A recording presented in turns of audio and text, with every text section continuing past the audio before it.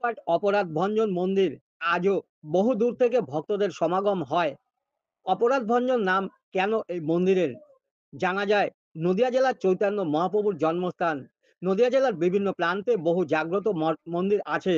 তার মধ্যে কল্যাণী গয়েশপুর পৌর 18 নং ওয়ার্ডের 550 বছরের বেশি জাগ্রত মন্দির কুলিয়াপাট অপরাধ ভঞ্জন মন্দির। আজ থেকে 550 বছরের বেশি এই এলাকা ছিল ঘন জঙ্গলে ভরা। বসতি ছিল না বললেই চলে। সেই সময় এই ঘন জঙ্গলের মধ্যেই ছিল আশ্রম। সেই আশ্রমে রাত্রি যাপন করেন মহাপ্রভু। মহাপ্রভুর কৃপায় চাপাল গোপাল দুরারোগ্য কুষ্ঠ ব্যাধি থেকে মুক্তি লাভ করে। সেই থেকে এই আশ্রম আজ কুলিয়াপাট অপরাধ ভঞ্জন মন্দির নামেই পরিচিত। পৌষ মাসের কৃষ্ণপক্ষের একাদশীতে এই মন্দিরে রাজ্যের বিভিন্ন জেলা থেকে হাজার হাজার ভক্তদের সমাগম হয়।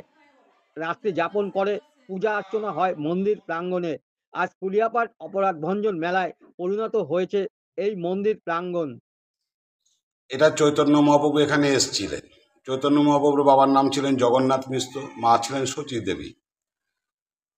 1486 খ্রিস্টাব্দে 18 ফাল্গুন ওনার জন্ম হয়েছিলেন।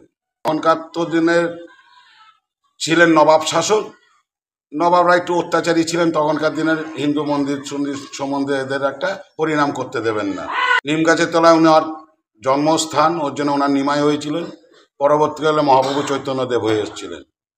তা চাপাল গোপাল শিবাসাঙ্গিনায় হরিনাম করার জন্য ওনাদের মঙ্গল ঘট ভেঙেছিলেন। ছাগ বলি দিয়ে ওনার ঘিয়ে ফেলেছিলেন।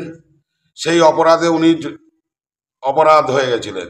উনি অভিশাপ দিয়েছিলেন। শিবাস মহাপ্রভুর একজন বৈষ্ণব, পঞ্চ বৈষ্ণবের মধ্যে ওনারাও একজন ছিলেন। শিবাস ছিলেন নিত্যানন্দ বাবু দিয়েছিল, উনি গৃহত্যাগ করে দিয়েছিলেন। ওনাকে কলার ভাষায় ভাসিয়ে দিয়েছিল চাপাল আর গোপালকে। চাপাল গোপাল ভাসতে ভাসতে এসে এই নদীর তীরেই আসে। এখানকার আপনারা দেখবেন মহাপ্রভু যেখানে ঠাকুর বিগ্রহ যিনি আছেন উনি কি বলছেন? উনি বলছেন যত তোমার অপরাধ আছে তুমি সব আমাকে দাও, তার এগেনস্টে তুমি হরিনাম সংকীর্তন করো।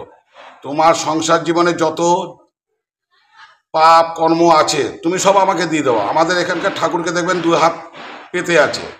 তোমার যত অপরাধ আছে তুমি আমাকে দাও, তার পরিণামে তুমি হরিনাম সংকীর্তন করো। থেকে 500 বছরের আগেকার, এটা তো ঘন জঙ্গল।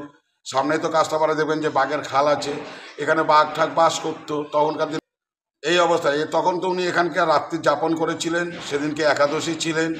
তারপরের দিন আসেন চাপাল গোপালকে উদ্ধার করার পরে সেদিনকে রাত্রি ছিল। রাত্রির পরে ঘন জঙ্গল, তখন দেবানন্দ গোস্বামী এখানে একাই কবি ছিলেন। উনি এই নিরালায় নির্জনে সাধন দ্বারায় উনি কবিত্ব লাভ করেন।